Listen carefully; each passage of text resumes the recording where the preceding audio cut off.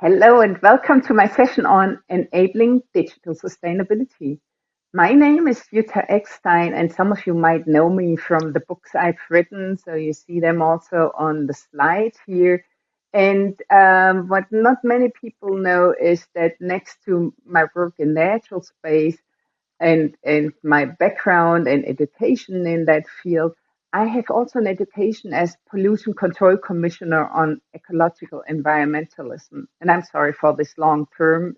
There you can see already, this is of course one word in German. So we put it all together and so that's how it is. Anyway, so this talk now combines what I'm doing within the actual space, plus that other education on ecological environmentalism.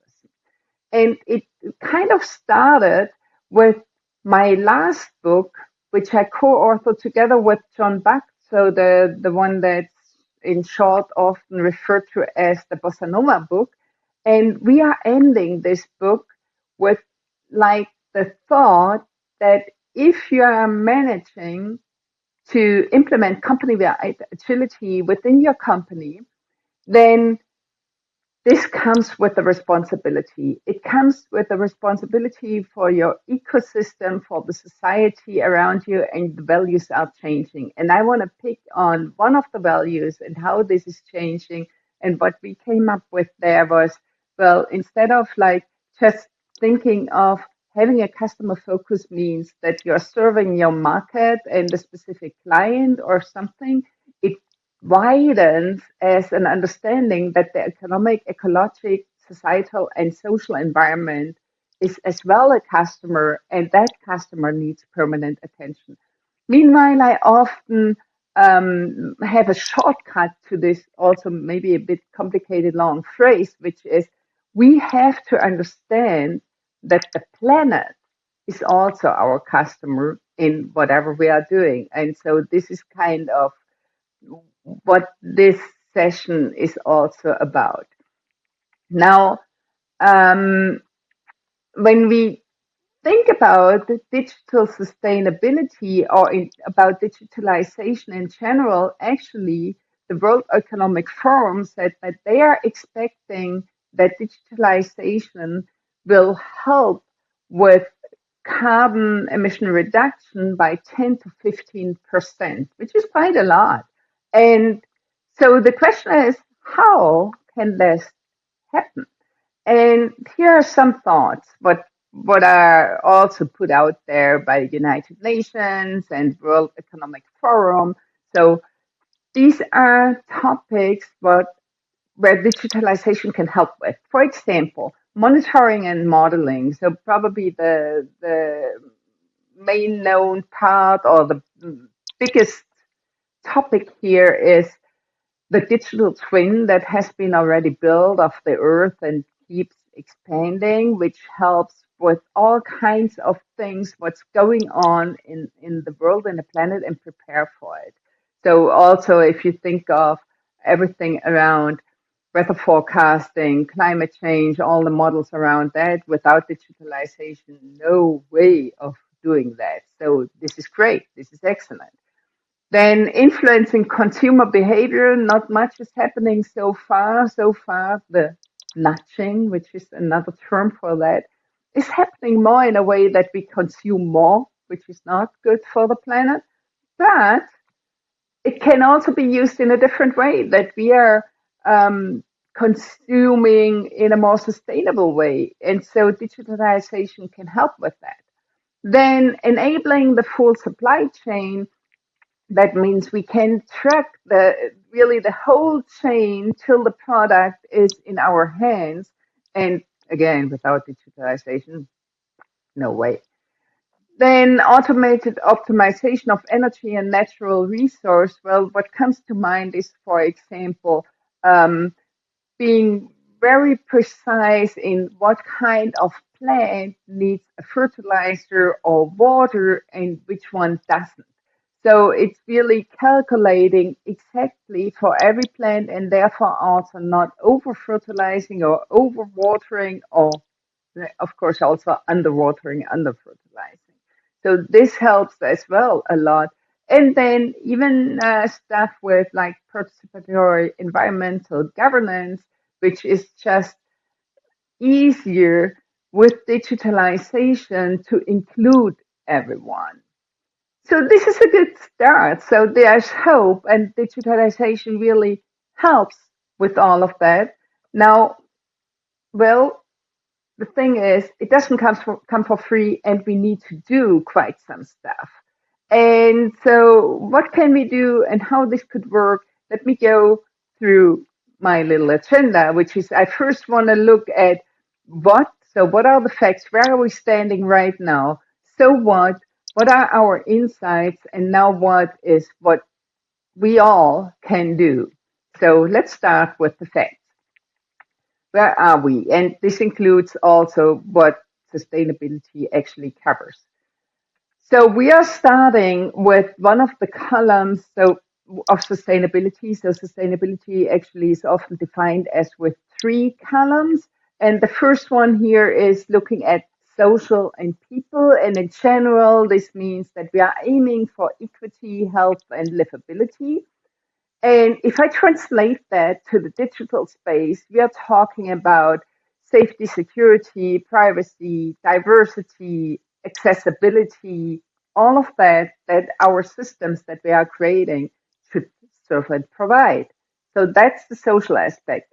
Coming to the second pillar is that we often have in mind when we talk about sustainability, which is the environment. So really looking at the planet, and there we think about how to protect it. And if again I translate this to software, we think of green software, we think about carbon reduction, and how can we do that with the systems that we are building and within the systems we are building, because the software, as we will see sooner or later, also has a carbon footprint.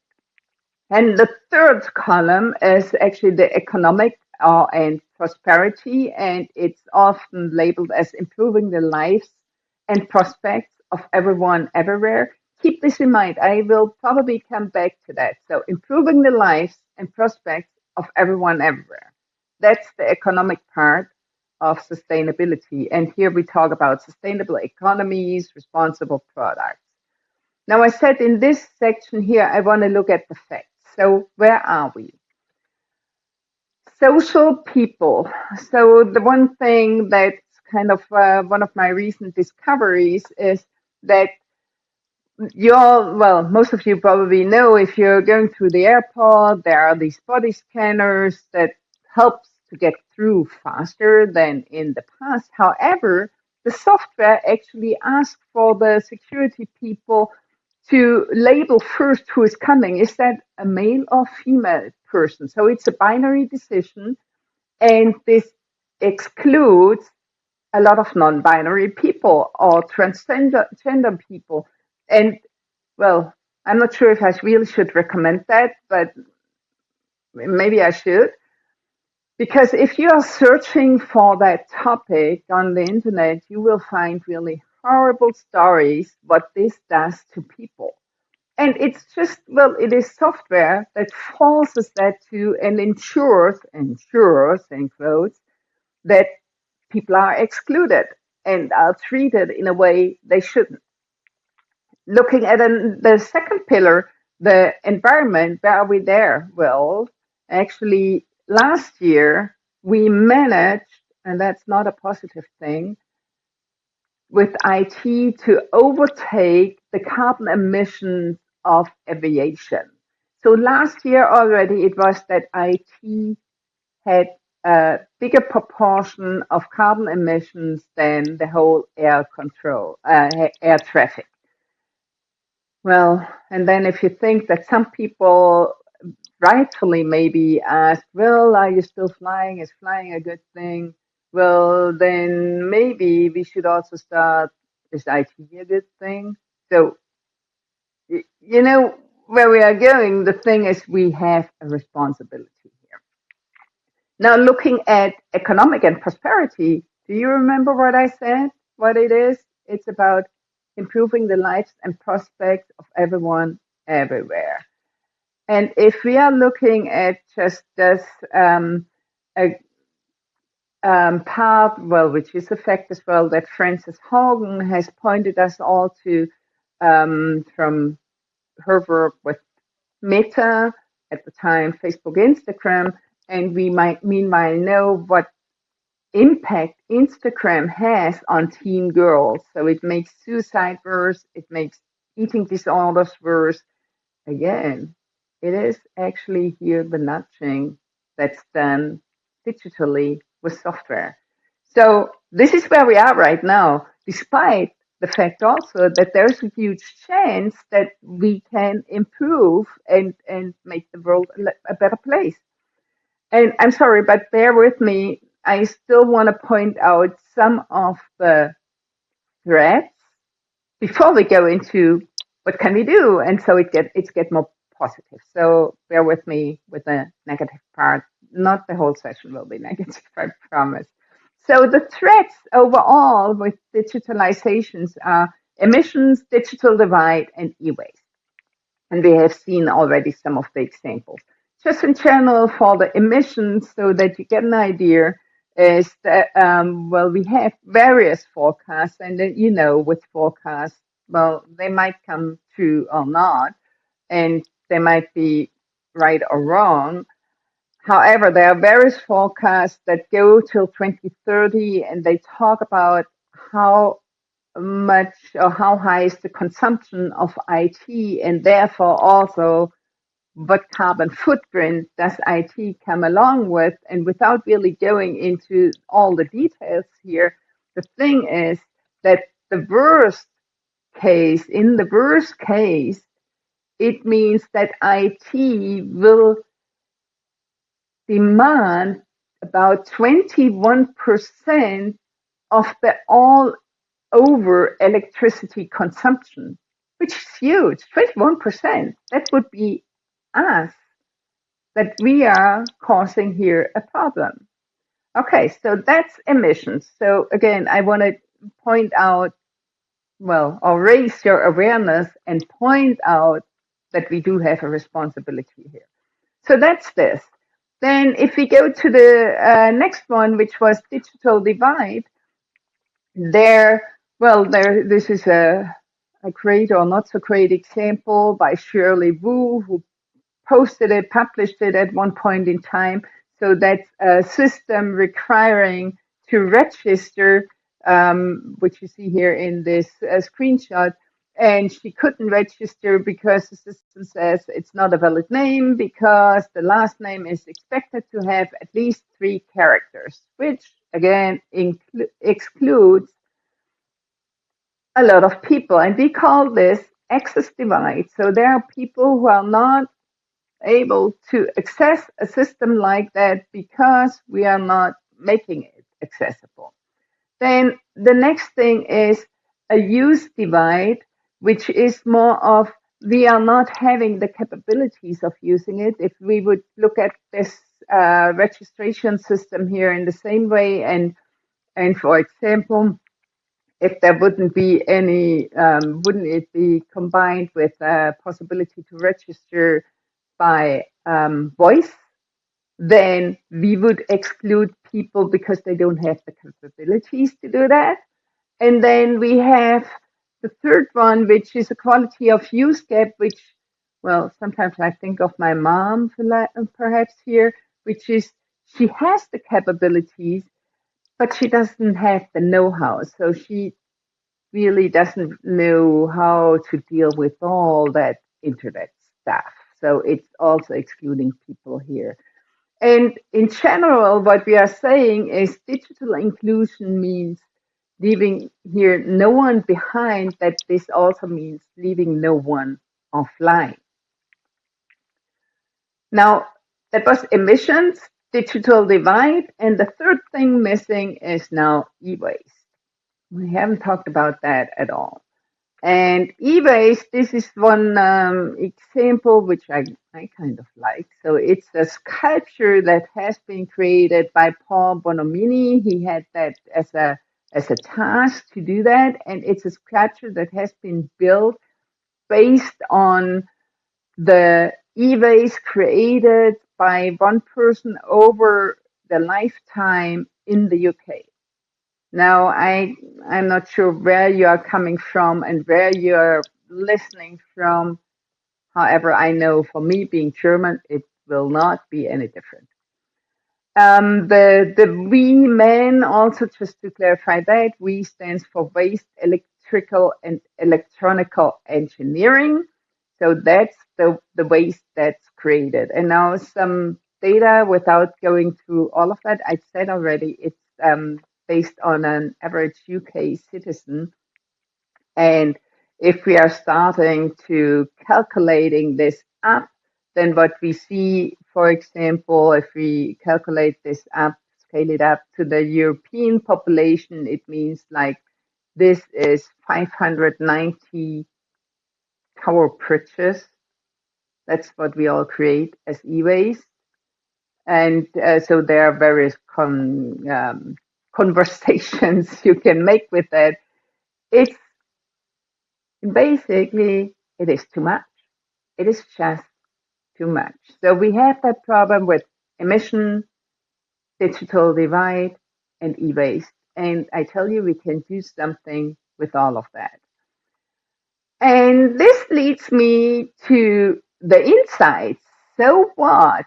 And especially so what also, well, I know I'm talking to an Agile community, and most of you probably are in the Agile space. So what are the insights we can take for them?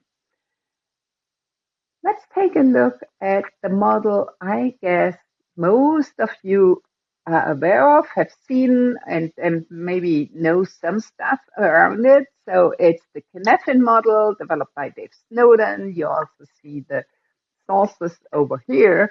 And I really want to go in short over that. So it basically says, well, understand the situation you are in, and based on that understanding, you know what's actually possible to do. For example, if the situation is clear, and I can tell you like one example, you walk along a pathway and you see an empty glass bottle lying there, and at least being a good German, I would say this situation is clear. I sense it's waste lying there. I categorize this as a, so sense, categorize, respond. I categorize this as glass bottle waste that can be recycled. So I pick it up and bring it to the recycling bin. So that could be a very clear situation. It's also called, what we are doing here are best practices. Kind of everyone can do it or knows what to do with it.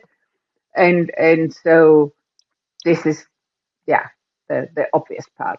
Then complicated, you need more information. Often the one example is that if you're if a watch breaks down, then probably I cannot repair it. I need an expert who has the knowledge about that, who knows how to deal with the problems and repair the watch by sensing, analyzing, and responding. So it's not categorizing, but it's finding out what is the problem and then solve it. It's called good practice.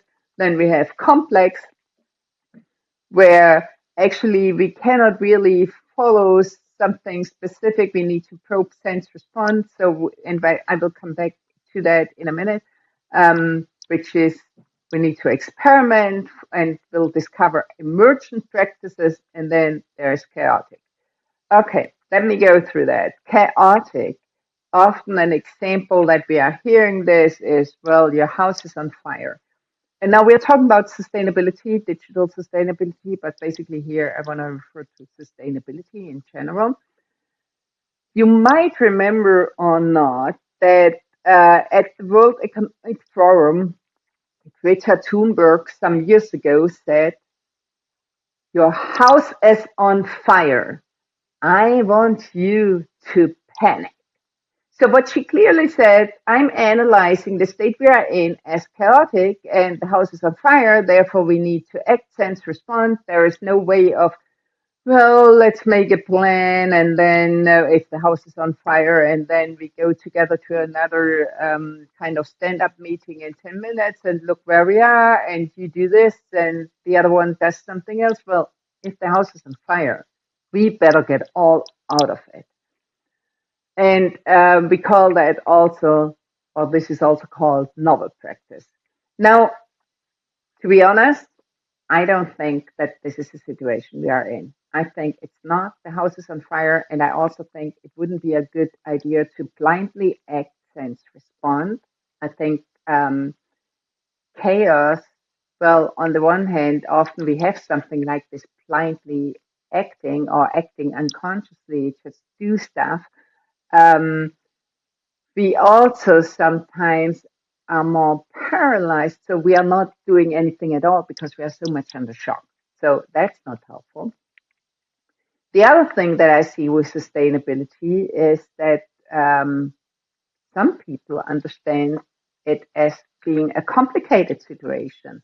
I see this, for example, in a lot of governmental policies that are created, also like in the EU, where there are plans till 2050, even 2070. Where, well, by then we want to be there, and I often think like, okay, but if we are not there by 2050, then what? So the thing is, if you think it's complicated, then you also think you can make a plan. And well, yeah, you kind of can revisit or whatever, but it is the plan that you try to follow here. But that's also not the case. So what I absolutely believe, and I think this is important to understand, is that we are in a complex situation with sustainability, meaning we need more a scientific approach. We need to try experiments. We need to come up with an hypothesis and have quick feedback loops. And we need to look at, does this one result really bring us closer to the goal or not? And if not, we need to change. And you know what? Who knows that? Who knows about a process like that? That's actually us. It's a typical approach in the agile space. That's more or less what agile has been always prepared for or thought of, that it covers the complex space in a really good way. So we have that knowledge. Let's use it. Therefore, now what? What is it that we can do? And I want to share a few examples here what can be done. And I start very basic because we can always do baby steps to make like one progress at a time and look where we are. So let's start with stories. So some of you might have learned that this is a way how we capture stories, where we say, as a whatever user, I want to blah blah, so I can whatever do. And I probably will repeat this. For me, it's unimportant if you use this format known as I want to, so I can, known as the connector format, or if you're using any different format and capturing it in the dialogue only is also fine. What I want to point out is that this is not enough. If we are taking our responsibility seriously, then I hope from now on you are not looking at stories only from this point of view, but also you are discussing what's the impact of that story on sustainability. Whatever story it does have an impact on the environment, on maybe the social aspect, maybe on the economic prosperity aspect. So I think it's important that we start when we create the stories or when we talk about the stories, thinking about the sustainability impact. So this could look like that, and maybe it's not the best example here, but still, as a designer, I want to reduce the amount of font types so the page performance will increase for users and pages will be more digestible, with the impact of reduced carbon emissions because of less data transfer. So this is a very positive thing. And I said, I want to repeat that. it's really not about the form. So you can use a different form. You don't have to use the as a blah blah blah. It's really about the content that we should start that discussion. So if you will, sustainability here is also can be taken as a kind of a non-functional requirement. So that's kind of what it reflects here. And if you think of this example that I just used here with the font types and so on, and you think, oh, font, that's not a big thing. I want to do a little excursion here. So there was Lukas Jetrasiak, who is a professor who did this little experiment by creating a small website and just using various kinds of fonts and then looking what are the carbon emissions of the various fonts. And what you can see easily here by looking at the data, Google fonts have the biggest carbon footprint, highest carbon emissions, then self-hosted font, and then system fonts as well. If you compare, it's really huge, right? The difference. And then if you still think, okay, that's the carbon footprint, it's not that big. If you calculate this up over a year, it's marginal. However, there are 1.11 billion websites in the world, and they all use fonts. And so if we all would use fonts that have a lower carbon footprint, that would help already. So this is one thing that you can do. So start with the stories, and this is a very concrete example of a story that I'm using here. Now, we are still looking at emissions here. Remember, we said the threads were emissions, digital divide, and e-waste. So we are also going here through that. So these are emissions, and the next one is also about emissions. So I want to raise your attention more to energy awareness. And there are meanwhile tools out there, for example, here the electricity maps, which help you to find out when is what kind of energy available. And you probably assume already green is better than brown, dark brown, and then there is yellowish in between and so on. So green means the energy is renewable. And by the way, you can also check there, for example, if the energy is what kind of energy is consumed in the country and what kind of energy is produced. So, and I'm not sure if this is fixed by now, but just giving you the example of Norway, which is really green and which is wonderful and great. This refers to the consumption because they are really living on renewable energy only. However, they are producing still energy based on fossil fuels, but they are exporting it to other countries. So there might be that difference. The other thing that you can see with this electricity map is, well, you see it already that it's based on countries where you can find it out, but you can also find out based on the time of the day. So because sometimes the energy during the night might be based on fossil fuel, which is actually true for most countries. And during the day, it's renewable. So there we have wind, we have solar, and yeah, especially if we use solar powered energy, then this makes a huge difference. So the thing is, I want to invite you to check out that map and find out, well, maybe you find a different way, at what time of day and which country the energy is renewable. Why do I want you to do that?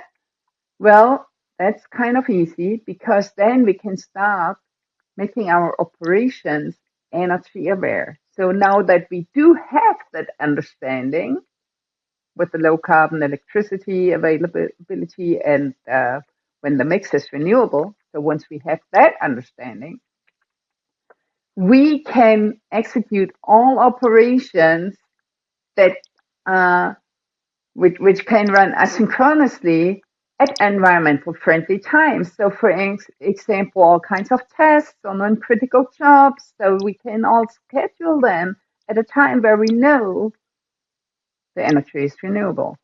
And of course, again, I don't know how you grew up, and I'm kind of old.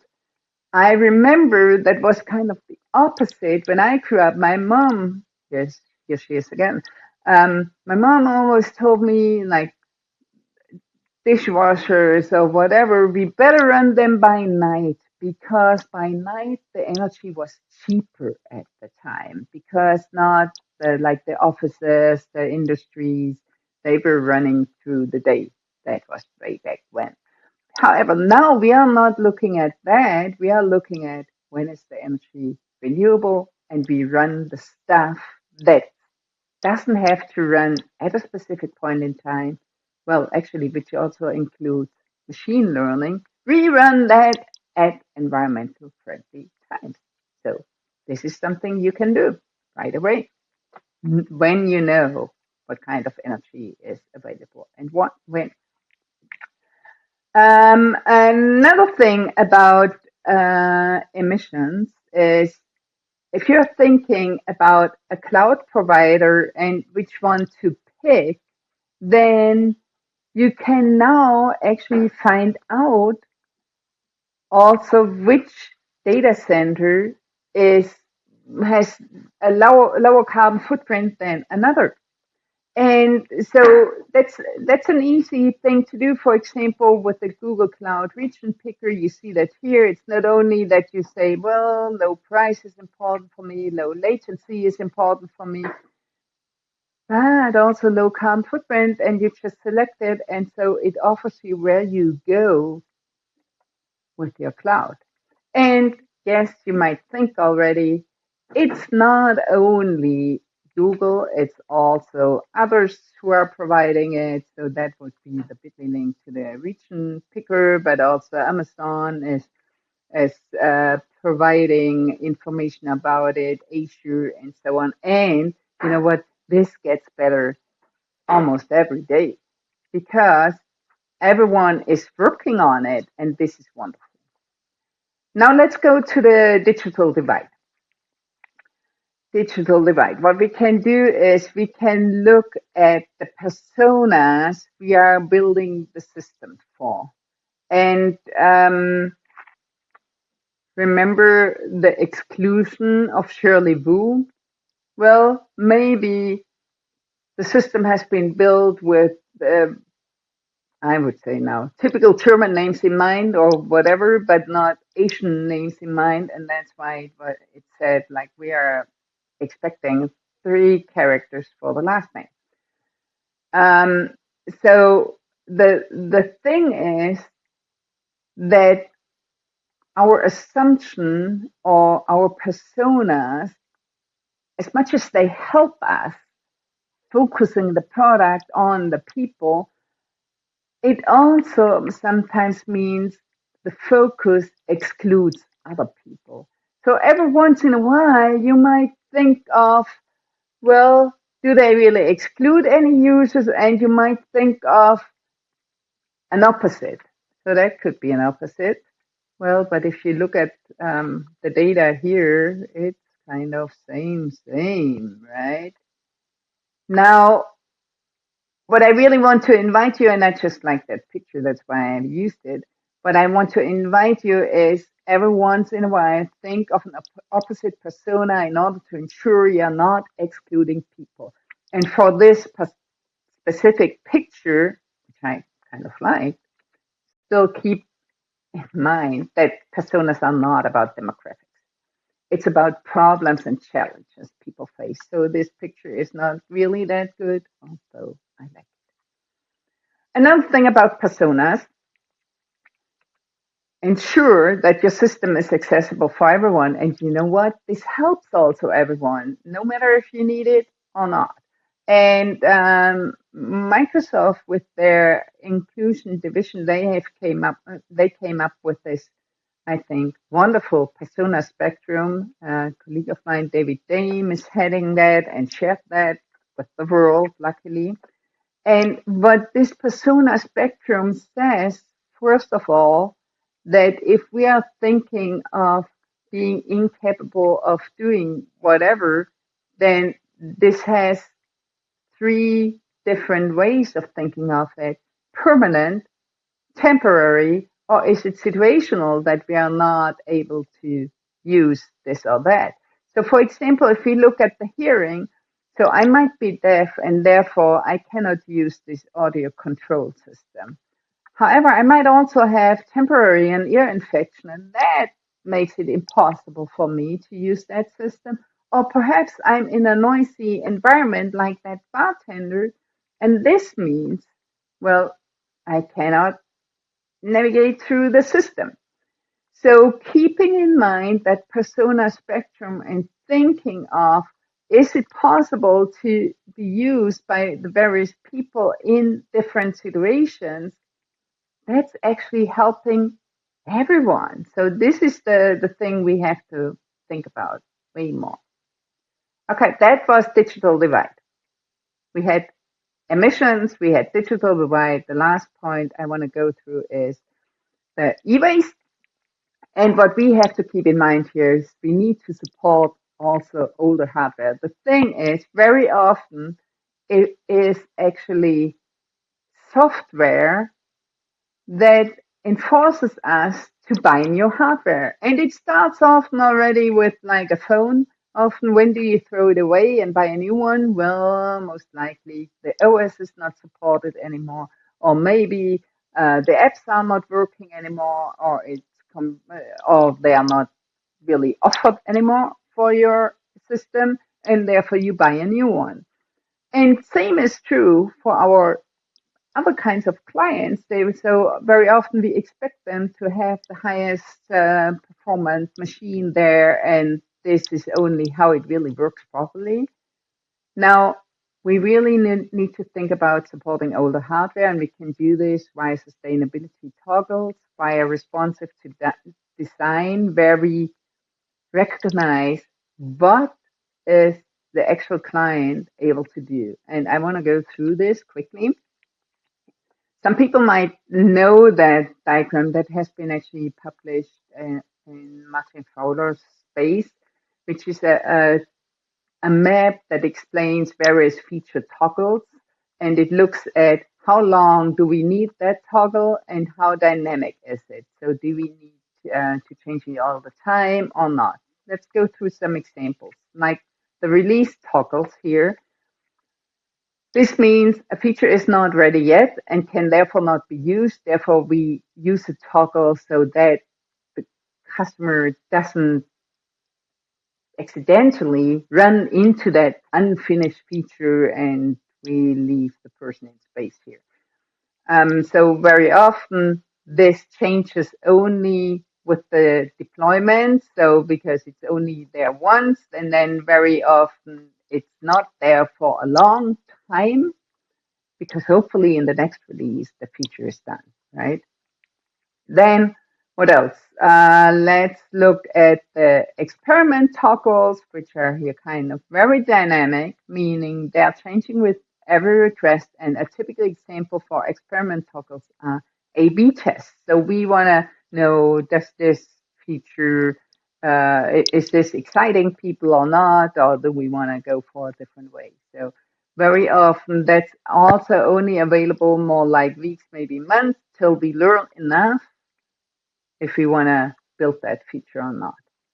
Now, the third one we are looking at, and that's for me here in this context, the most important one is permission toggles, which is a typical thing where we log into a system and based on our credentials, we can use that functionality, but not this one.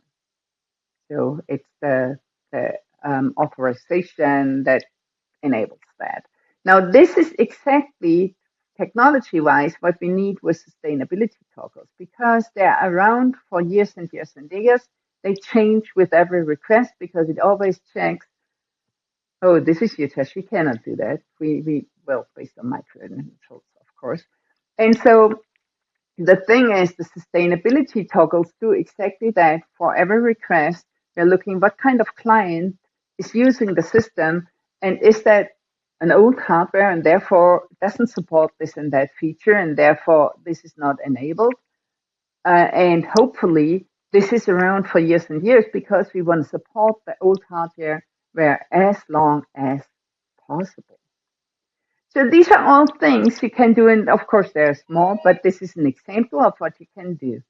And the question is, now that you know all that, well, you can start with all of that, yet there's also a different way how you can get started. For example, you can take the Agile Sustainability Assessment, and I have the QR code here, which helps you understand where are you right now with your teams. What are your biggest pain points in terms of Agile Sustainability? Where can you get started? And this helps you. What is your next step? And you will then also know how you improved over time if you run it again.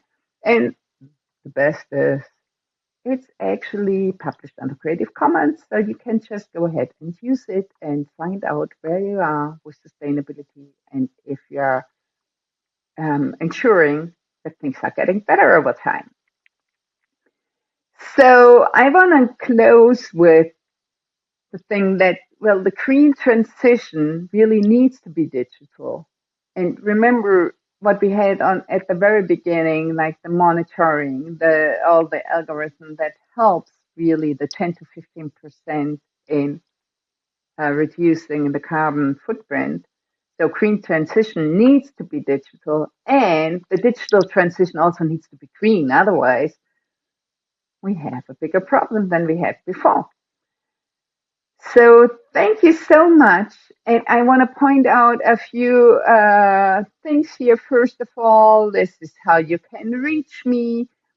Then that's the Bossa Nova book I was pointing at, which is like towards the end of the book. We are really talking about exactly that topic. In that book, so for sustainability, a colleague of mine, Claudia Melo, and I, we have a chapter which refers on, well, how does the Agile Manifesto really support sustainability? And speaking of the manifesto, there's also now an Agile Sustainability Manifesto, which I invite you to sign. And there are links of, again, how you reach me. That's the Sustainability Initiative of the Agile Alliance that has created the Sustainability Manifesto. And then that link with the arrow is actually leading you again to the assessment, the Agile Sustainability Assessment.